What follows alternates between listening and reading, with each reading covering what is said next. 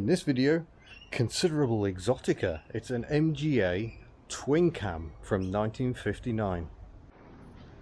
So the MGA was developed because MG wanted some competition success, and its regular cooking overhead valve B series engines weren't really up to providing the punch they needed on track. Also, they were in something of a battle for American sales with Triumph and the TR3. So a bit more poke would certainly not go amiss. The Triumph had a bigger engine, it had more grunt, it was quicker. So by cramming the twin cam engine under this beautiful bonnet, MG created something of a road rocket. 0 to 60 miles an hour in 9.1 seconds from a 1588cc engine. That's pretty astonishing. And a top speed of about 113 miles an hour according to tests at the time. And the changes weren't just under the bonnet. We've also got these centre lock Dunlop steel brakes, steel wheels with Dunlop disc brakes behind, disc brakes all round. Again, pretty exotic for 1958 or 59 in this example. This one has got a few mods because of that racing thing. So we've got a bonnet strap, we've got bumper removal, all to add a bit of lighter weight. We've got these indicator side light units which were used on the MGA. Earlier models just had a single lamp, but these give a bit more clarity to other road users. Also used on the Morris Minor, Morris Oxford, Austin Cambridge, etc. Parts bin special, here we go. But unfortunately these cars were not successful. The engine was a bit too exotic, really. It gained a reputation for being a piston burner, because if the ignition timing is not spot on and the fuel is not sort of seriously high octane, it was designed very much for 5-star, it all goes a bit wrong, and yeah, it can knock a piston out, and they also drink a fair bit of oil by design. So yeah, there are issues. You'll note the complete lack of door handles.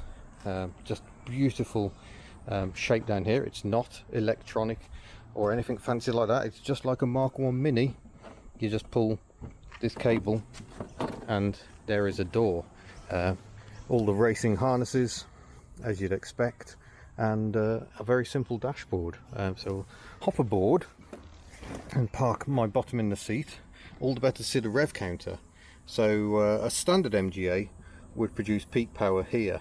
This car produces it somewhere in this orange band here at 6,700 RPM, I believe, but it will rev happily past 7,000 RPM. That is pretty extraordinary for the time. Most engines just did not do that, and I suspect the exploits of this engine and the power for the size was one of the things that inspired Lotus to develop its own twin cam engine, also by chance exactly the same size, 1588cc. We've got water temperature down here, oil up here, and stubby little gear lever which is almost under the dashboard. That's very much like the T-type midgets, but yeah, nice little rifle bolt action when you've got the clutch down, which I haven't. We've got a choke control here, starter here, ignition key, rather redundant wiper switch, fuel gauge slightly hidden by the fob there, lights, fog lights, which I don't believe are fitted, and the owner has fitted an indicator switch here. I think there would originally have been a rotating one on the dashboard, but this is a bit more convenient because you can hit it with your fingertips. But yeah, 120 mile an hour speedo, and not very many of those numbers are surplus to requirements. And we have a fly-off handbrake as well. That was a standard feature, so even when the handbrake's on, the handbrake lever is on the floor. So you pull the lever up, press it, and oh no, it's just a conventional handbrake, I think. Oh no, fly-off means you just go, there we go, and that's off. So it's up, press the button to lock, and then up and away. All the better for your Le Mans starts. Some cars that have a fly-off handbrake do have a lever that is down in any position, even when the handbrake's on. Jaguar XJS is a case in point, but that one much more conventional, so that's all right. There is a passenger seat, but it's not very accessible. We've got the half tonneau on, better for aerodynamics and to stop quite so much stuff getting wet should it rain. We have USB charging I might well be using that. We have a little mirror and little bullet mirrors on the doors. Let's have a look under the bonnet. Under the shapely bonnet we find the 1588cc twin cam engine, very loosely based around a B series block, but bored out because it could get a bit closer to 1600cc limits. But you can see it's got a similar sort of vibe to the Jaguar XK engine, with twin cam covers. Similarly, there's a chain drive for the camshafts. A few mods in here aside from the norm. We've got power cut off, a brake servo, and an overflow expansion bottle, which wouldn't have been standard, but otherwise pretty much as Morris Motors Limited, radiator branch, would have expected. So there's the original plaque, MG Car Company, Abingdon-on-Thames, England, which feels a long way away at the moment as we bask here in the heat. Now, some of you may have noticed a problem at this point. This is the stage where I would get my window mount, stick it to a window and go for a drive. We're a bit restricted in that regard, so I'm going to wear a head mount, and we'll see if that works as we go for a drive. If it's rubbish footage, I apologise, but we'll certainly capture the noise of this revvy little twin cam as we take it out on the road. Well, here we are out on the road, and I'm having to remember the gearbox has no synchro mesh on first, but it does have a rather delicious whine. I'm following the owner in his Ford Mondeo, which is slightly odd.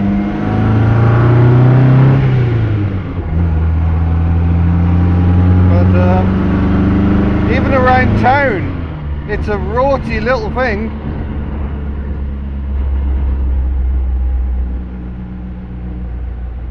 But we're on our way to try and find some better roads.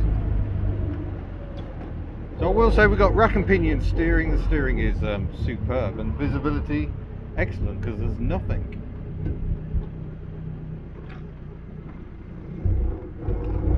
And you can kind of change gear without moving your elbow. Do it all in the wrist.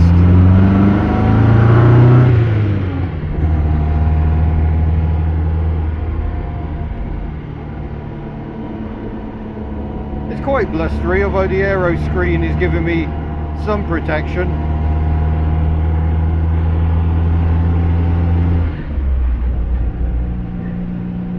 But yeah, there's a fair bit of wind noise. You can hear the wind blowing around the aero screens, under the aero screens, around my head, around the roll bar.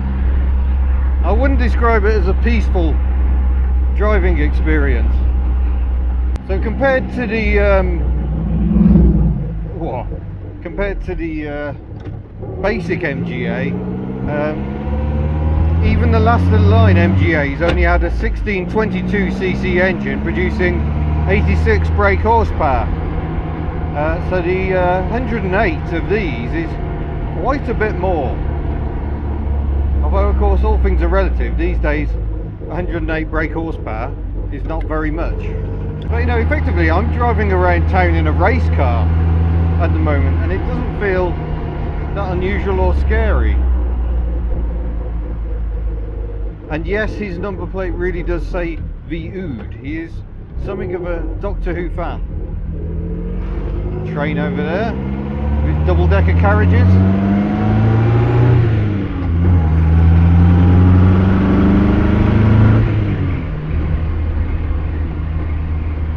Yeah, the wind really does blow around that roll bar. The ride is pretty firm. I don't know if it's any firmer than normal. These used lever arm dampers originally. I didn't think to ask what it's got these days. It's quite a compact driving position, but I've got a full race harness on, so at least I know should the worst happen, I'm not going to meet this steering wheel. Originally that would have not been the case. There probably wouldn't even have been any seat belts. They were only a requirement from 1965 in the UK. And I will also say at this point, I am not wearing safety goggles, and really I should be.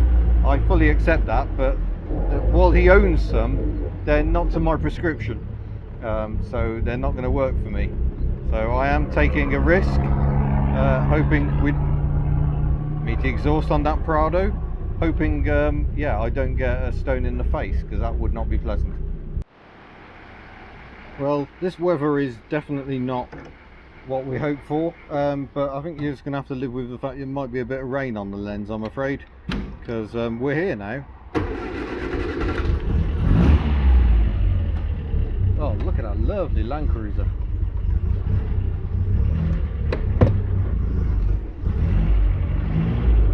That's a thing of great beauty.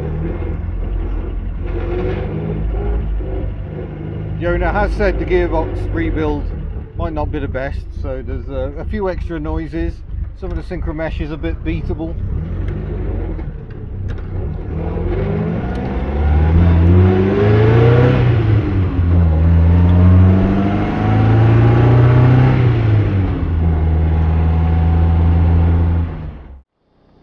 Right, we've come out again on a drier day.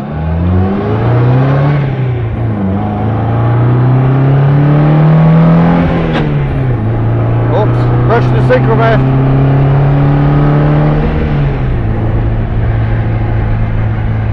Just to see what this car can really do.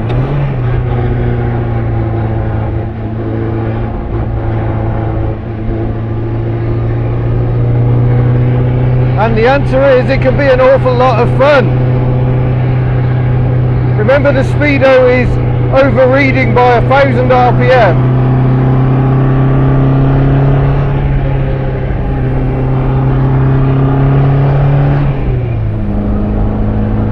And the speedometer is also all over the blooming place.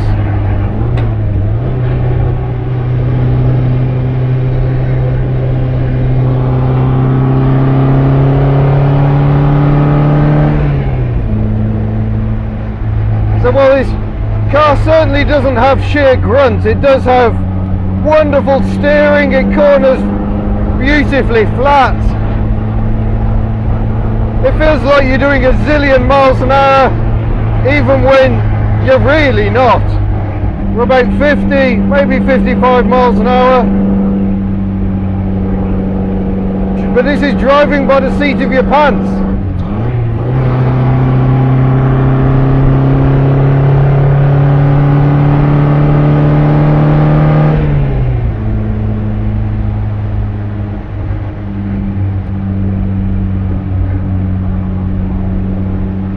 So some say the MGA is actually better than the MGB to drive. I think you're splitting hairs a bit, really. MGBs have more power, but perhaps the MGA benefits from having that separate chassis. Maybe it's a little bit stiffer. I don't think there's a lot in it. I think both cars are actually quite a lot of fun. So while it was quick by the standards of the day, this isn't really a quick car by modern standards.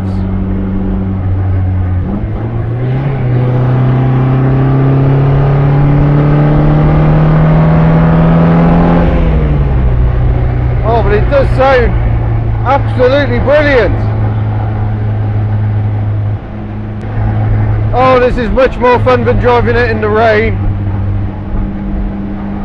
Problem in the rain is I didn't know what tyres it was on. So I didn't really understand my grip levels. But you see, not much steering input needed. Balance the throttle a bit.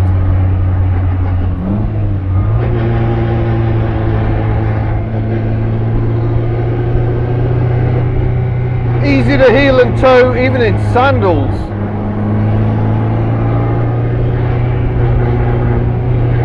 Oh, this is fun. But yeah, the disc brakes are reassuring. They need a good shove even with the servo, just because they're, you know, older technology. You don't get that featherlight pedal of a modern car, but it does give you, yeah, you can really modulate the pressure.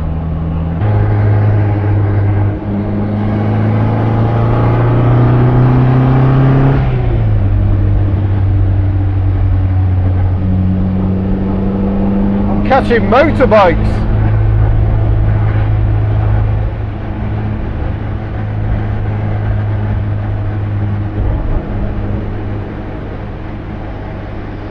Oh, this feels like the perfect car for these roads. And I still feel I'm only skimming the surface of what this car can actually do.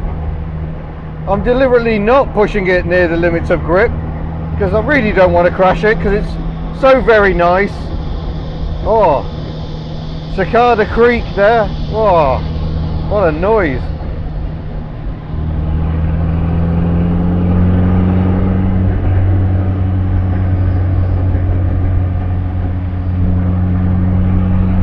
I can really see why the Americans fell in love with MGs.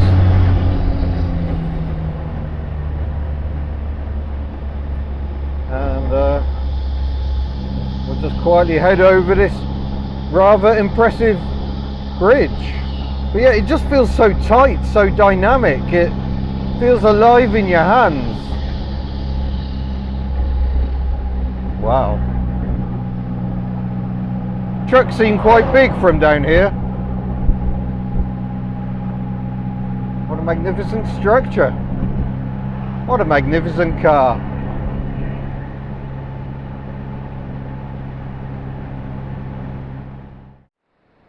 Oh, man alive, that was fun. That was the MGA twin cam. Letting her have a rest here in the shade now. Yeah, my voice is hoarse because I've just been shouting behind the wheel. A lot of fun, and these are rare cars as well. They only built around 2,000 of them, 2,221 I believe, of which 300 were coupes, which are rather better in inclement weather, but I'm glad we got a chance to drive this car in the sunshine. So I should say thank you to Max for letting me drive this beautiful machine, and I look forward to seeing you in a future video. Farewell.